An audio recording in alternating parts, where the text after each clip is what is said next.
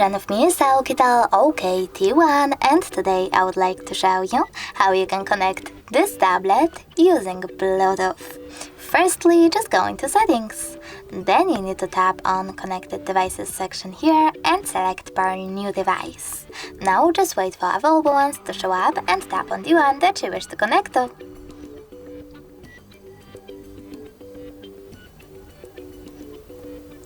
In order to continue, you need to select pair in this pop-up and wait for the other device to accept your connection request.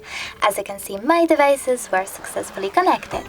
If you want to disconnect them, choose this gear icon next to the device, tap on forget, and confirm your choice in this pop-up. Thanks so much for watching. If you enjoyed this video, leave a like, comment and subscribe. Bye!